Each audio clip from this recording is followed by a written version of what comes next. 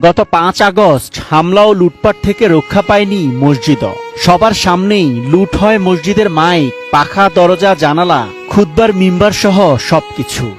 এই মসজিদের কিছুই বাকি নাই। তারা আমি যে মিম্বারটায় বসে প্রায় ২০ বছর খুতবা দিয়েছি, সেই মিম্বারটা পর্যন্ত নিয়ে গেছে। মিম্বার নেওয়ার তাদের কি প্রয়োজন ছিল? মসজিদের কার্পেট, মসজিদের ফ্যান, মসজিদের এসি, মসজিদের মাইক, এগুলো হাত দিয়ে খুললো। এদের হাতটা একবারের জন্য কাঁপলো না যে আল্লাহর কাছে কি জবাব দিবে এরা? অনেক মুসলমানকে আমি কান্না করতে দেখেছি।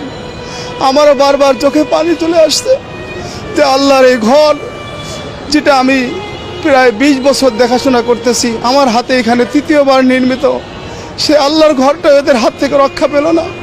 শতকরা ৯০% মুসলমানের দেশে এটা কখনোই আমরা আশা করতে পারি না, এটা কখনোই কাম্য না। নামাজ আদায় করার জন্য এখানে উজু করতেন, সেই কলগুলো পর্যন্ত খুলে নিয়ে গেছে। আমরা যদি বাজার দর হিসেব করি, সর্বোচ্চ একটি কলের দাম ৪০ থেকে ৫০ টাকা হবে। সেই কলগুলো পর্যন্ত তাদের হাত থেকে রক্ষা পায়।